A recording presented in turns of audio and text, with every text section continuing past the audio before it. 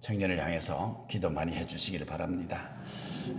오늘 축복의 가문을 이어가라 라고 하는 말씀으로 신년 축복, 여러분의 가문을 정말 복된 가정으로 만들어 나가게 되기를 주님의 이름으로 축복합니다.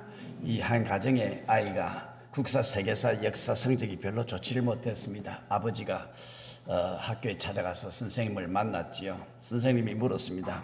아버님께서는 학교 다닐 때 역사 성적이 어땠습니까? 가만히 생각해 보니까 변변치 못했거든요. 저도 성적이 그렇게 좋지를 못했습니다. 이 선생님 역사는 돌고 돕니다 그러더랍니다.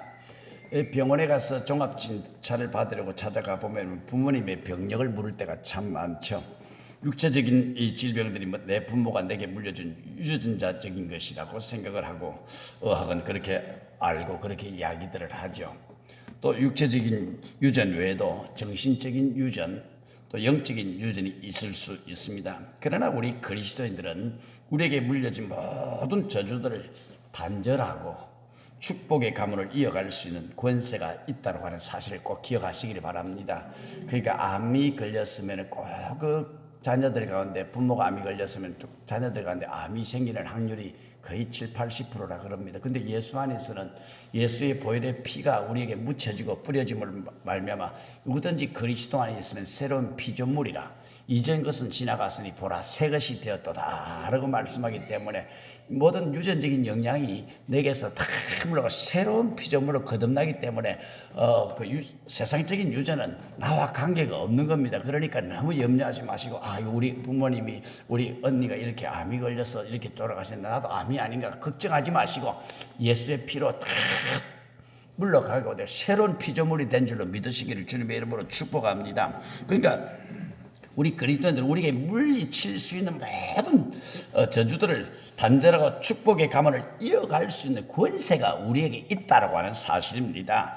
그래서 가장 무책임한 말 가운데 하나가 부전자전이라고 하는 말입니다. 참 내게 나쁜 점이 있습니다. 내 아버지가 이랬으니까 나도 이렇게 살고 내 자식에게도 이런 모습을 전해줘야 한다면 이건 비극 가운데 비극이지요. 어떤 아버지가 술을 많이 먹고 살았습니다. 그래서 세상을 떠나게 되는데 아들이 두 아들이 있었는데 하나들은 같이 아버지처럼 닮아가지고 술을 많이 먹습니다. 늘 그냥 술이 없으면 살 수가 없습니다. 그건 하나들에게, 작은 아들에게 물어봅니다. 당신은 왜 술을 먹지 않습니까? 아버지가 먹었는데 어떻게 내가 또 그걸 이어봤습니까? 안 먹습니다. 절대 안 먹습니다. 똑같은 아들이라도 생각의 차이에 따라서 완전히 달라지거든요. 절대 입에 술을 대지 못하겠다라고 하는 얘기입니다. 정말 좀 우리 자식들에게 잘못된 이 모습을 전해줘야 한다면 이건 비극 가운데 비극이 되고 말 것입니다. 아들이 못 보던 노트북을 들고 집으로 왔습니다. 그래서 아버지가 물어봅니다. 어디서 났냐? 학교에서 친구 건데 그냥 집어왔어요. 임마 그건 도둑이야. 정말 필요하다면 아빠한테 말해야지. 그러니까 아빠한테 얘기도 안 사줄 거잖아요. 진짜 필요하면 아빠가 회사에 있는 거 갖다 주면 되지 뭐. 그 부전자전 아닙니까? 그 아버지 그 아들 아닙니까? 회사 거 갖다 주는 거나 학교에 거 갖고 오는 게나 뭐가 다릅니까? 똑같은 거 아닙니까? 주 예수를 믿어라. 그리하면 너와 내 집이 구원을 얻으리라 그랬습니다. 하나님은 내가 예수 믿고 구원받고 우리의 가문이 복받기를 원하십니다. 하나님은 아브라함을 복의 근원으로 부르셨습니다. 그 복이 그 자손과 자손에게 자손 반대에 이어지기를 원하셨던 것입니다. 그래서 오늘 이 아침에 말씀의 제목이 뭡니까? 축복의 가문을 이어가라. 우리 한번 제목으로 따라하겠습니다. 축복의 가문을 이어가라. 참 중요한 얘기입니다. 사람에게는 말의 힘이 있습니다. 하나님께서 인간에게 주신 특별한 은사가 있습니다. 모든 짐승들에게는 이런 은사가 없습니다만 사람에게만, 하나님의 형상 따라 지음받은 사람에게만 이런 특별한 은사를 주셨습니다. 그게 뭐냐? 말하는 능력입니다. 누에 고치가 입으로 씨를 뿜어서 집을 지어 살듯이 사람은 일평생 그가 하는 말에 의해서 자기 인생이라고 하는 집을 지어 살아가게 되는 겁니다. 사람은 일생 동안 그가 무슨 말을 들었는가에 따라서 운명이 결정되어지기도 합니다. 특별히 자녀들이 그 부모로부터 어떤 말을 듣고 살았느냐 하는 것은 이건 대단히 중요한 문제라고 생각이 되어집니다. 언어가 건강한 사람이 인격이 건강한 사람입니다. 성공적인 언어를 말하는 사람은 성공적인 삶을 살게 되는 겁니다. 그러니까 말에는 각인력이라고 하는 게 있습니다. 들은 말은 뇌에 새겨지고 그것은 나를 지배하게 된다는 겁니다. 말에는 견인력이 있습니다. 들은 말은 나를 이끌어가는 힘이 있습니다. 말이 씨가 된다는 말이 있죠. 그러니까 한번 토해진 말은 씨가 되어서 심겨지고 꽃이 피고 열매를 맺게끔 되어 있단 말이지요. 말에는 성취력이 있습니다. 쏟아진 말은 나를 이끌어가는 힘, 내 삶을 완성해가는 성취해가는 힘이 있다고 하는 사실입니다. 그러니까 그 말하는 것이 이룰 줄 믿고 마음에 의심치 아니하면 그대로 되리라 그랬습니다. 죽고 사는 것은 혀의 권세에 달렸나니 혀를 쓰기를 좋아하는 자는 그 열매를 먹으리라 라고 잠언 18장 21절에서 그렇게 말씀을 합니다. 좋은 말을 하면서 사는 사람들은 좋은 열매를 먹습니다.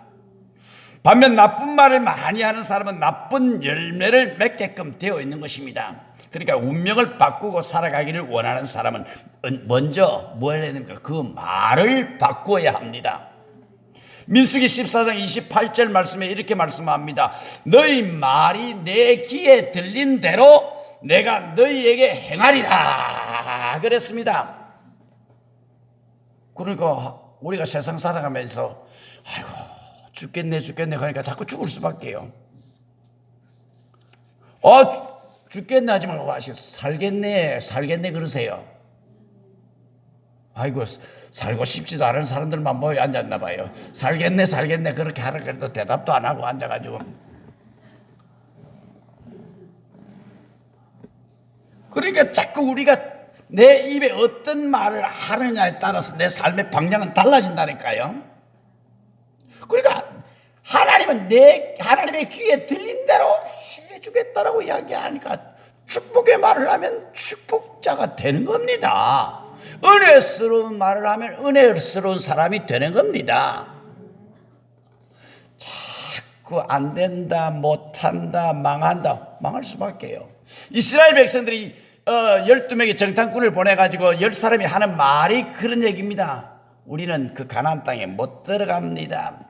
그들은 거인들입니다. 그들은 힘이 아주 셉니다. 우리는 그들 앞에 메뚜기 같습니다. 하나님 뭐라고 말씀합니까? 너희들이 말한 대로 광야에서 죽으리라 그럽니다. 여러분 안 될 때 안 되더라도 우리는 자꾸 축복의 말을 많이 하셔야 돼요. 그런데 하나님은 말한 대로 너희가 말한 대로 되게 해주겠다고 말씀을 합니다. 특별히 하나님은 그 부모된 사람들에게 자식을 축복하는 권세를 주셨습니다. 이 세상 모든 부모들에게는요, 자녀들에게 복을 비는 말에 힘을 주셨습니다. 하나님은 어떤 사람에게 복을 주실 때 먼저 어떻게 합니까? 이름을 바꾸어 주세요. 큰 자라고 하는 이름의 뜻을 가진 아브라함을 여러 민족의 아버지라고 하는 이름으로 바꾼 아브라함으로 바꾸어 줍니다. 너는 혼자 큰 자가 되어서 잘 먹고 잘 살고 야망을 이루는 존재가 아니라 내 주변에 있는 많은 사람들, 많은 가정들, 많은 도시들, 많은 민족에게 영향을 미치는 받은 복을 나누며 살아가는 여러 민족의 아비 된 삶을 살아가라는 얘기지요. 야곱을 이스라엘로 바꾸어 주었습니다. 약탈자가 아니라 하나님이 도와주시고 하나님이 간섭하시고 하나님이 다스리는 존재가 되라는 얘기입니다. 시몬을 베드로로 바꾸어 주었습니다. 갈대같이 나약한 존재가 아니라 걸핏하면 쓰러지고 넘어지는 존재가 아니라 이제는 교회의 반석이 되라. 이런 얘기 할 때 좀 하면 더 좋겠는데 교회의 반석이 되라 이런데 이래갖고는 안 되는 거라요. 교회 반석이 되어라. 마스크 써서도 그냥 막 대답을 아멘 하면 더 큰 은혜가 임하게 될 겁니다. 반석이 되어라. 반석 같은 존재가 되어라는 얘기거든요. 베드로를 향해서. 시몬을 향해서 베드로가 되라, 반석이 되라, 그런 얘기입니다. 여러분, 자신에게 남아있는 말의 상처가 있습니까? 누군가 어릴 때부터 지금까지 살아오면서 여러분에게 가슴 아픈 이야기, 지금까지 기억할 때마다 여러분의 마음을 아프게 하는 말의 상처를 품고 살아가는 분이 계십니까? 여러분 자신에게 남아있는 잘못된 인생의 꼬리표가 있습니까? 그 모든 상처와 꼬리표에 주님의 보혈로 지금 이 시간 다 바르시기를 바랍니다. 뿌리시기를 바랍니다. 예수님과 함께 부정적인 이 꼬리표를 모두 다 떼어내시기를 바랍니다. 행여 여러분의 자녀들에게 부정적인 말, 상처가 되는 말, 잘못된 꼬리표를 붙여놓았습니까? 예수의 이름으로 그것을 다 거두십시오. 예수의 이름으로 다 자르십시오. 위대한 이름으로 바꾸어 살도록 자꾸 축복하시기를 바랍니다. 위대한 이름으로 바꾸어 살 수 있도록 자꾸 축복하셔야 돼요. 아직까지 그것을 꼬리표에 못 띄고 살아가봐야 소용없는 겁니다. 이 철가방맨이라고 하는 우수씨라고 하는 사람이 있습니다. 영화의 주인공 기부천사 김우수라고 하는 사람인데요. 미혼모의 아들로 태어났습니다. 7살 때 버려졌습니다. 그런데 보육원을 살면서 보육원에서 늘 예배를 드린단 말이에요. 그런데 늘 하나님이 함께한다 이 얘기는 들었는데 은혜를 받지 못했던 거예요. 그래서 보육원을 뛰쳐나와서 구걸을 하면서 지게꾼으로 겨우 먹고 살아갑니다. 그는 초등학교도 마치지 못하고 앵벌이 조직에 들어가서 소년을 그냥 아주 자기 안방 드나듯이 들고 살아갑니다. 40대에 들어서는 그냥 웨이터로 일하던 술집에 홧김에 그냥 술을 먹고 불을 질렀다가 1년 6개월의 징역형을 받습니다. 영화로도 이 상영이 됐던 것인데요. 한마디로 말하면 최악의 인생을 산 것입니다. 그런데 그런 감옥에서 예수를 만납니다. 예수를 믿기 시작합니다. 어릴 때 보육원에서 듣던 그 얘기가 가슴팍 속에 새겨지기 시작을 합니다. 예수를 만나 감사의 생활로 바뀌어졌습니다. 감옥에서 어린이 재단 잡지 사과나무를 통해 가지고 아이들의 사회를 보면서 거기서 회개하기 시작합니다. 흐느끼고 또 흐느끼고 웁니다. 그는 출감 후에 새 사람이 되었습니다. 다 새벽 기도를 다닙니다. 새벽 기도를 마치고 종일 중국집 배달로 번 돈을 5명의 아이들에게 정기적으로 기부하는 삶을 살아가게 됩니다. 불평과 원망이 아니라 기뻐하며 감사 생활을 하게 된 겁니다. 매달 5만 원에서 10만 원 형편이 어려운 어린이들을 구원을 합니다. 하루에 담배 2갑을 피우고 소주 2병을 마실 정도였지만 후원을 시작하면서 완전히 담배 술을 끊었습니다. 단 한 푼이라도 아껴서 아이들을 위해서 후원하기 위해서였습니다. 어린이 재단 앞으로 4천만 원 종신보험을 들고 보험금과 함께 월세를 제외한 월급을 대부분 어린이들을 위해서 다 사용을 합니다. 사후 장기 기증도 서약을 했습니다. 불평과 원망의 삶에서 감사의 삶으로 바뀌었습니다. 그런 생전의 지인들에게 여기 있어야 돕는다는 건 핑계일 뿐이다.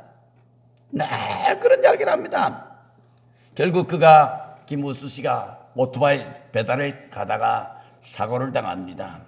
오토바이 사고로 세상을 떠났을 때 한 평도 되지 않는 고시원방에서 5명의 후원 어린아이들을 사진과 또 여호와는 나의 목자시니 내게 부족함이 없으리로다 라고 하는 구절이 펼쳐진 성경이 발견돼서 모두들에게 감동을 주었던 삶입니다. 그 얘기 가운데 그 얘기가 있습니다. 어릴 때 보육원에서 원장님이 늘 축복의 사람이 되어야 된다. 축복의 사람이 되어야 된다. 나누어주는 사람이 되어야 된다. 그 소리를 그렇게 듣고 살았는데 그때는 어려서 몰랐는데 교도소에 들어가서 은혜를 받고 보니까 축복의 사람이 되어야 된다. 나누어주는 삶을 살아야 된다. 깨닫기 시작하고 자기는 5평도 안 되는 그냥 고시방에 살면서 어린아이들을 돕는 겁니다. 기부천사가 되었습니다. 자기에 있는 모든 것을 다 털어놓고 갔습니다. 오토바이 사고로 하나님 앞에 부름을 받고 가게 됩니다. 여러분, 세상이 말하는 그 은혜 받았다라고 하는 게 뭡니까? 우리의 삶의 행실에서 나타나는 겁니다. 은혜 받으면 달라지게 되어 있는 겁니다. 바뀌어지게 되어 있는 겁니다. 그러니까 하나님은 우리에게 축복하는 권세를 우리에게 이미 주셨습니다. 여러분, 위대한 이름으로 바꾸어 살아가도록 축복의 사람들이 다 되시길 바랍니다. 세계적으로 유명한 미국의 존 홉킨스 의과대학의 연구 보고서에 의하면은 부모와 친밀한 관계를 누리지 못하고 살아가는 자녀들 마음속에 부모로부터 받았던 상처를 가지고 살아가는 자녀들은 질병에 걸릴 확률이 굉장히 많다는 겁니다. 그냥 사랑을 받고 살아가는 자녀들보다도 상처를 받고 살아가는 자녀들은 고혈압이라든지 동맥관절성 질환이라든지 또 악성 종양이라든지 정신병이라든지 자살 충동이 훨씬 더 다른 사람들보다 지수가 높았다는 얘기입니다. 그러니까 부모된 사람은 자녀들에게 뭘 합니까? 용기를 주어야 돼요. 희망을 주는 말을 해야 돼요. 그들의 미래를 축복하는 말을 하고 살아가야 돼요. 최고 경영자 예수라고 하는 책을 써서 유명해진 존스라고 하는 사람이 있었습니다. 그가 최근에 쓴 책 가운데 억만금의 재산보다 한 줄의 연을 물려주라 라고 하는 책이 있습니다. 그 구절 속에 그런 이야기가 있습니다. 부모는 유언을 잘 해야 된다는 얘기입니다. 자녀들에게 평생 지을 수 없는 용기와 희망과 꿈을 가지고 살아갈 수 있는 놀라운 유언을 해줄 수 있어야 된다는 얘기예요. 아들아, 저 뒷산 7,000평쯤 되는데 그거 싸우지 말고 잘 나눠 가져라. 그 소용없는 얘기예요. 딸아, 저 강남에 30평짜리 아파트가 있는데 제법 비쌀 거예요. 그 강남에 얼마인지는 모르지만은 그거 네가 가져라. 그거 중요한 게 아닙니다. 산이 중요하고 아파트가 중요한 게 아니라 자녀들에게 평생 지을 수 있는 용기와 희망과 꿈을 가지고 살아갈 수 있는 놀라운 유언이 우리에게 필요한 거예요. 그게 가장 중요한 축복의 가문입니다. 여러분, 인생의 절정은 축복의 순간입니다. 성경의 믿음 장으로 알려진 우리가 성경을 읽었습니다만 히브리서 11장에는요 믿음의 전당에 올라가는 여러 가문들이 쭉 나오죠. 그 가운데 아브라함의 가문을 통해서 축복의 가문이 어떻게 대를 이어가는 걸 보여주고 있습니다. 이 가문은 하나님과 참 친밀했던 가문입니다. 아브라함의 별명이 하나님의 벗, 하나님의 친구였습니다. 어떤 장로님의 가정에서 마당에서 아이들이 놀면서 소꿉장난을 하면서 놀고 있습니다. 아이들이 자기 아버지 자랑을 합니다. 우리 아빠는 사장님하고 친해. 그래, 사장님하고 친해. 옆에 있던 다른 아이가 우리 아빠는 국회의원하고 친해. 장로님 아들이 가만히 있다가 할 말이 없어요. 우리 아빠는 하나님하고 친해.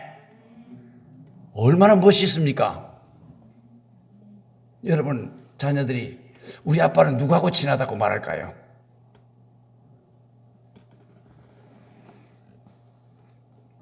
그 장로님이 그 이야기를 듣고 내가 자녀를 헛되이 키우지 않았구나. 내가 헛되이 살지 않았구나. 마음이 든든해지더라는 겁니다. 마음이 아주 흐뭇해지더라는 겁니다. 아브라함의 가문에서는 그 자손들을 동일한 약속을 받은 자로 인정하고 존중합니다. 동일한 약속을 유업으로 함께 받은 이삭과 야곱으로 더불어 장막에 거하였으나 히브리서 11장 9절 말씀입니다. 아브라함은 하나님으로부터 자신의 비전을 받고 약속을 받았지만 내 자손들도 동일한 비전과 약속이 주어졌다는 사실을 알고 있었던 것입니다.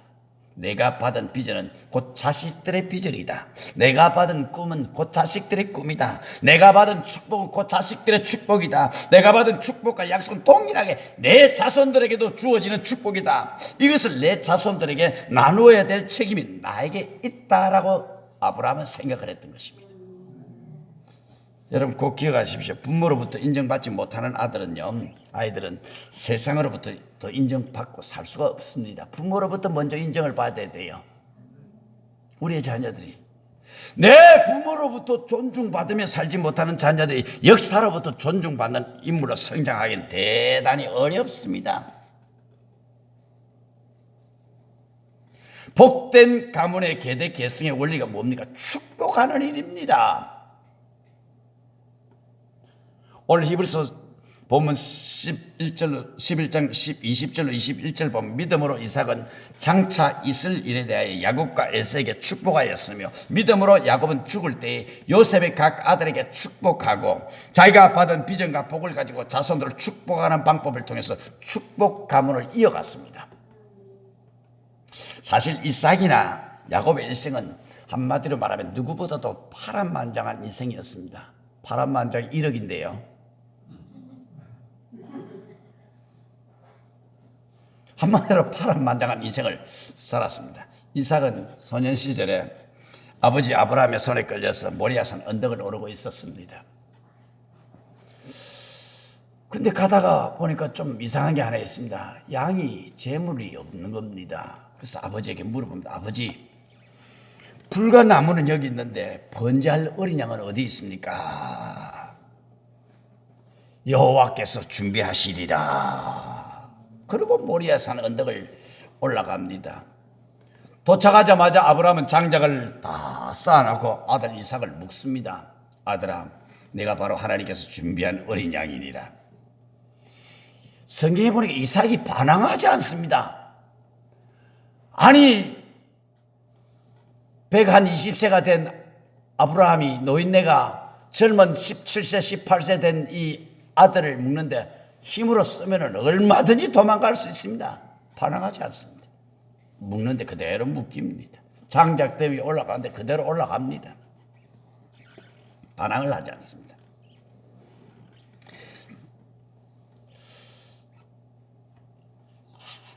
아브라함은 아버지에게 순종을 합니다. 이삭은 또 아브라함 아버지에게 순종을 합니다. 내 부모가 하나님의 말씀에 순종하고 살아가니까 자녀가 순종하고 살아가고요. 내 부모가 하나님 안에서 복을 받으니까 자녀가 잘 되고요. 이 원리는 성경에 흐르는 흐름들입니다.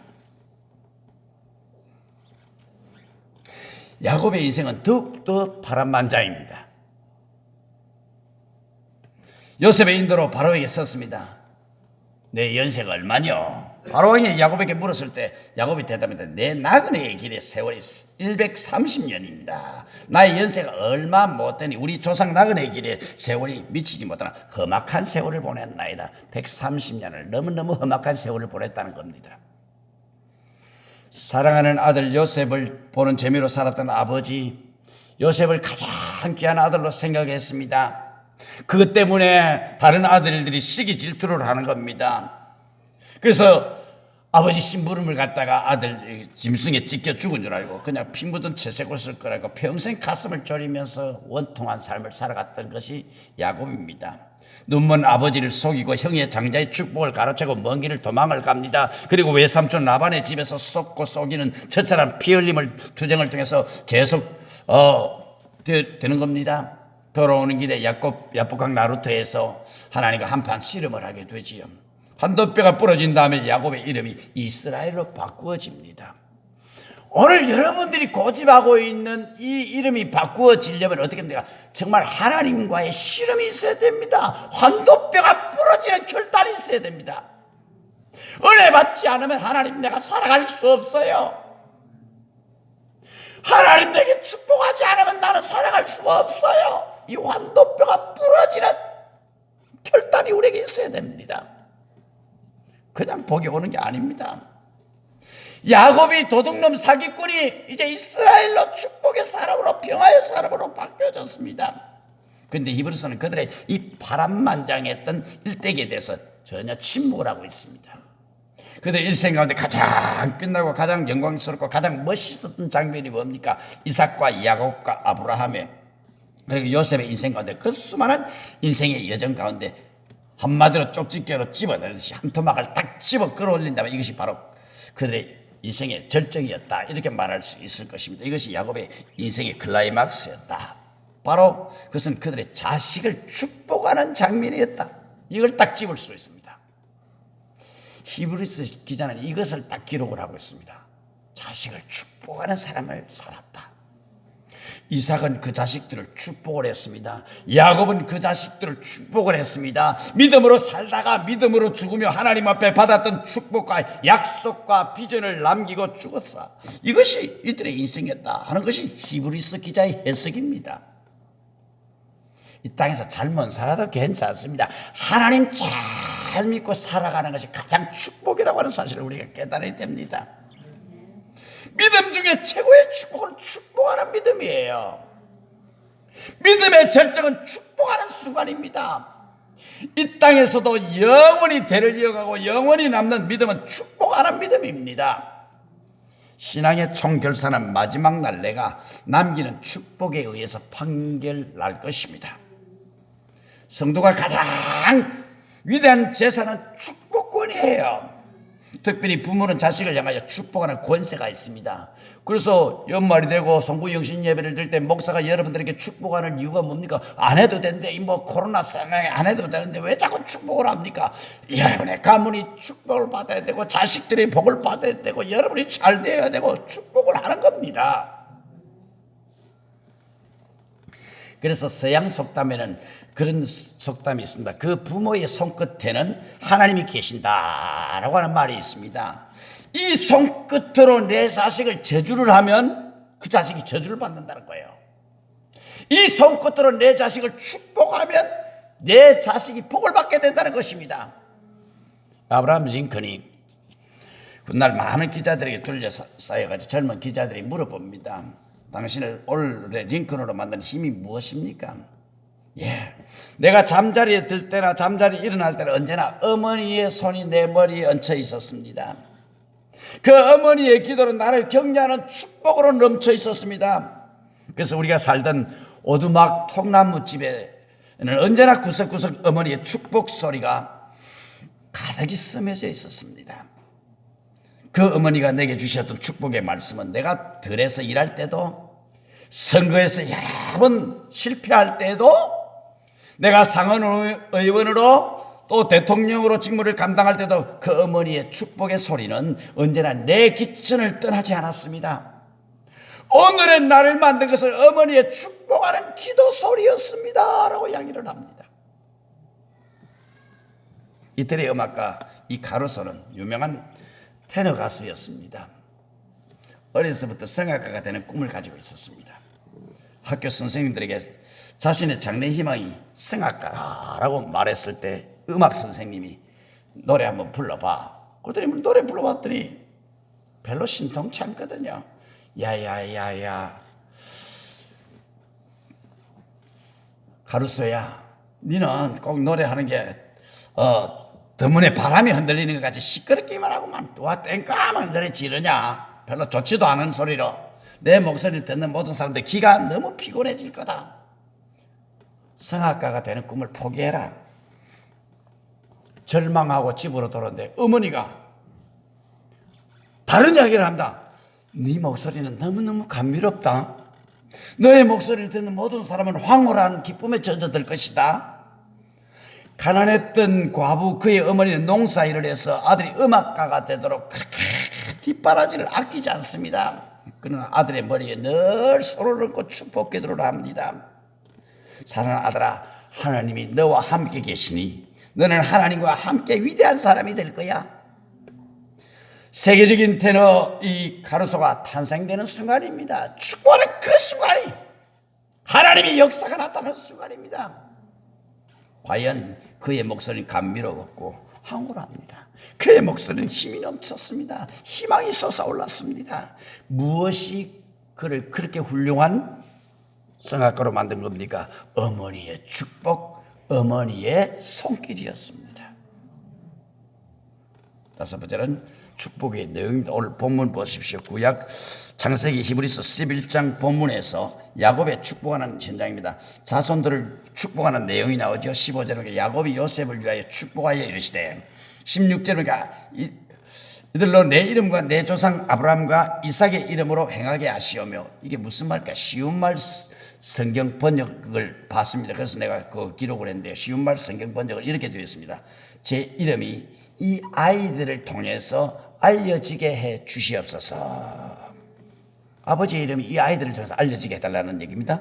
자녀의 이름이 유명하게 되기를 바라고 그의 유명하게 된 이름 때문에 내 조상과 나의 이름도 알려지게 해 주시옵소서 그랬습니다.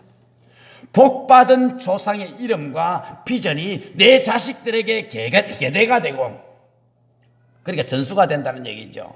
또 그 자식들을 통해서 조상들의 이름과 비전이 빛나게 되기를 축복하라고 있는 것입니다. 창세기 48장 16절 보면은 이들이 세상에서 번식되기를 원하나이다. 조상의 복과 비전이 계대되는 데서 그치는 것이 아니라 계속해서 번식되기를 원합니다. 나만 복받고 당대 끝나는 게 아니라 계속해서 아들도 손자도 다음 세대도 그 다음 세대도 그 다음 세대도 그 다음 아멘 할 때까지 하는 거예요. 다음 세대도 그 다음 세대도 아멘 안 하는 거예요. 계속 다음 끝까지 우리의 가문이 잘 되기를 바라는 겁니다. 그래 여기 번식 혹은 번성이라고 하는 말을 히브리어로 다그라고 하는 말을 쓰고 있습니다. 물고기라고 하는 말에서 파생된 얘기입니다. 여러분 알벤 물고기를 보셨습니까? 우리 교회가 부흥되는 데는 딱 하나 있습니다. 저 수족관 새끼를 얼마나 많이 넣는지 분양을 해도 또 가득 차 있고 분양을 해도 또 가득 차 있고 부흥되는 데는 저밖에 없더라고요. 저거는 코로나라고 단속도 하지도 않고 박닥박닥 붙어 있어도 단속도 안 하는데 부흥만 돼요. 그러니까 이 다그라고 하는 번성이라고 하는 말, 히브리 다그라고 하는 물고기라고 하는 말에서 파생된다는 겁니다. 여러분 알벤 물고기를 보십시오. 조그마한 그 물고기 뱃속에 수만 개 알을 품고 있지 않습니까? 그래서 바다의 물고기는 잡아도 끝이 없는 겁니다. 하나님의 백성들이 이렇게 번성해달라고 축복하는 거예요. 우리 북정할게 수족관만큼만 번성하면 우리 교회는 금방 달라질 겁니다. 네. 뭐 아멘 안 해도 맞는 걸 어떡합니까? 수족관 나가면서 거기 얼마나 있는가 한번 샬리 보고 가시고 그 숫자 정확하게 맞히는 사람에게 내가 복을 더하리라. 뭔지 알 겁니다. 사랑하는 우리 북정할 가족 여러분들, 여러분의 신앙이 이렇게 번성하기를 다시 한번 주님의 이름으로 축복합니다. 여러분의 비전과 제자들이 이렇게 번성하기를 축복합니다. 여러분의 가문이 자손이 이렇게 재산이 이렇게 번성하기를 축복합니다. 우리 북정한일교회 비전이 열방 가운데 이렇게 번성하기를 축복합니다. 20절의 축복입니다. 하나님이 내게 에브라임 같고 므낫세 같게 하시리라 그랬습니다. 여기 에브라임과 므낫세는 요셉의 두 아들입니다. 무슨 말입니까? 앞으로 이스라엘 백성